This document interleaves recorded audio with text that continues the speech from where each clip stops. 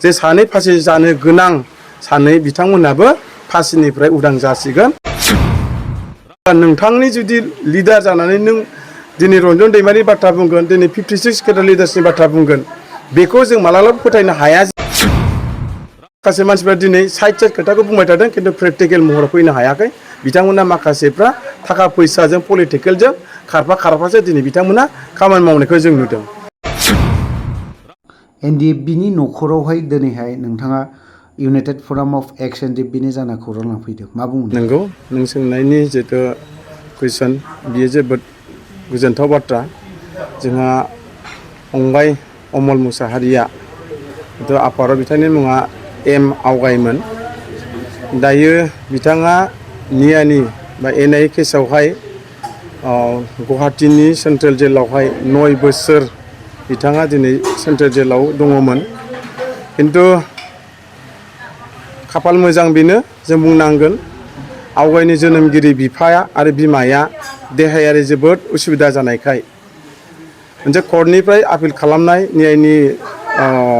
एडभकेटफोरजों रायलायनायनि गेजेरजों जोनोमगिरि बिफाखौ नायनो होननानै दिनै आपिल खालामनाय लोगो लोगो दिनैहाय कर्टनिफ्राय बिथांखौ 30 साननि थाखाय बा दान मोनसेनि थाखाय बिथांखौ दिनैहाय पेरड बेलावहाय हरथ'नाय जादों। दा बेखिनि फैनाय रिपर्टखौ खोनानानै जों इउनाइटेड फराम एक्स एनडिएफबिनिफ्राय बेयाव बाहागो लाफैदों आरो लोगोसे बेवहाय भिक्टिमाइज फेमिलि दिनै बेयाव बाहागो लाफादों। दा दिनै लोगो मोननानै जों जोबोर खुसि मोनदों। खुसिया बेनो जाहैबाय जे अमल फंबाया एनडिएफबियाव थांनानै 9 बोसोर सेन्ट्रेल जेलाव थानानै जोनोमगिरि बिफाखौ थैनायनि सिगां दिनै बिथाङा दिनै लोगो मोनबाय आरो गावनि अनजालि बिसिखौ लोगो मोनबाय, गावनि जोनोमगिरि बिमाखौ लोगो मोनबाय आरो गावनि बिदा बिबाजै फेमिलिखौ लोगो मोनबाय, गावनि बाय जातिफोरखौ लोगो मोनबाय। बिनि थाखायनो हाइकर्टनि एडभकेटफोरखौ बा नियायनि एडभकेटफोरखौ जोङो दिनै बेखिनि खामानि मावनो हानायनि थाखाय जों इउनाइटेड फराम एक्स एनडिएफबिनिफ्राय जों रोजा रोजा धन्यबाद होदों।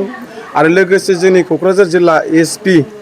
मानगोनां सारनिसिमबो इउनाइटेड फराम एक्स एनडिएफबिनिफ्राय जोंनि फंबाय सासे दावहारु गोबाव बोसोर दावहा नांनानै सेन्ट्रेल जेलाव थानांनाय फंबाय अमलनि थाखाय बिथाङाबो दिनै जेबाजे मोजां मोनसे रेसपन्स होनानै दिनै बिथांखौ दिनै मैया लायनानै दिनैहाय न'आव दोनफैनो हाबाय, मैया सफैनो हाबाय। बिनि थाखाय साराबो एसपि साराबो दिनै मोजाङैनो डिउटि खालामदों। बिनि थाखाय जोंनि इउनाइटेड फराम एक्स एनडिएफबिनिफ्राय बा भिक्टिमाइज फेमिलिनिफ्राय सारनिसिम जों रोजा साबायखर बावदों। दा बेनो जोनोमगिरि बिफाखौ लोगो मोनफैनानै जोनोमगिरि बिमाखौ लोगो मोननानै दिनै बिथाङा जोबोद खुसि मोनदों। जोङो दिनै बिथांजों रायलायनो मोननानै गोजोननाय मोनदों। आरो लोगोसे इउनाइटेड फराम एक्स एनडिएफबिया जे दिनैहाय गासैबो एनडिएफबिनि समयसा थांनाय 2020 27 जानुवारि जुदि बिटारि कर्ट जालांखांनायनि माखासे समयसा क्लजेसफोरखौ लानानै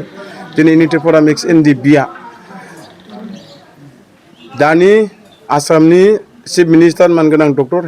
हेमेन्त बिश्व शर्मा सारजों आरो मानगोनां स्पिकार बुंथिगिरि आसाम आयेन आफादनि सार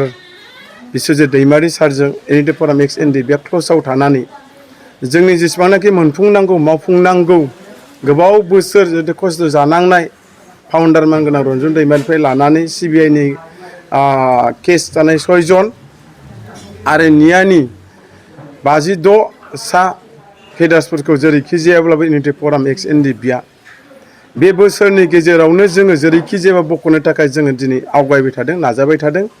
बिखौ जोङो बिसास आरो फोथायदों। जोङो मोगथां महराव मोननो हागोन बे बुस्थुआ जोङो मोनसे बिसास थाबाय। बेनिखायनो दिनैहाय जाय सरकारा इउनाइटेड फराम एक्स एनडिएफबिनि लुबैनाय बायदि जुदि जायोब्ला बा भिक्टिमाइज फेमिलिफ्रा जाय सरकारा सेन्ट्रेल जेलाव थानाय नियानि जितु केसआव नांनाय आरो सिबिआइनि केसआव नांनाय आउट अफ स्टेटआव थानाय माखासे जेलाव थानाय बिथांमोनखौ लाबोनांगौनि थाखाय आउट अफ स्टेटआव थानाय माखासे केसफोरखौ आसामाव लाबोनानै फोजोबनांगौनि थाखाय रिहेबिलिटेसन आरो एक्सग्रेसिया आरो साख्रि बाख्रिखौ लानानै गासैबो बिथिंखौ दिनै लानानै जों इउनाइटेड फराम एक्स एनडिएफबिया दिनै जों सावरायबाय थादों। बे सावरायनाया खोब मोजां जादों।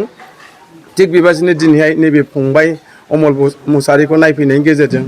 दिनै नोंथांमोननि बे चेनेलनि गेजेरजों आं बेखौनो बुंनो नागिरदों जे इउनाइटेड फराम एक्स एनडिएफबिया थांनाय 21 तारिख सेप्तेम्बराव जों जेबादि मोनसे पजिटिभ रिजाल्ट जों मोननो हादों बे पजिटिभ रिजाल्टआ 21 तारिखनिफ्राय जिखिनि सावरायनानै 23 तारिखआव जोङो मा होनो आसामनि जेनेरेल एडभकेट बिथांजों जिखिनि सावरायनानै जों मेसेज मोन्दों आरो एडिजिपि हिरेन सारजों जिखिनि सावरायनानै जों जिखिनि मेसेज मोन्दों आरो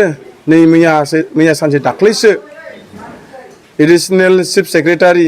हम एन्ड पलिटिकेल डिपार्टमेन्ट एंगेलनि सारमोनजों जों लोगो हमदों आरो लोगोसे जोंनि सेन्ट्रेल जेलाव थानायनि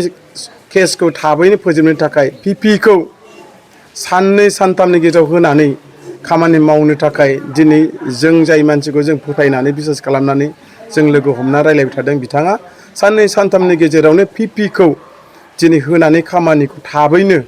बिथांमोनखौ उदां अख्राङाव लाबोनांगौनि थाखाय दिनै प्रेसार होबाय थादों आरो जों जि जायगायाव थाङा मानो अफिसियेलि आनअफिसियेलि थाङा मानो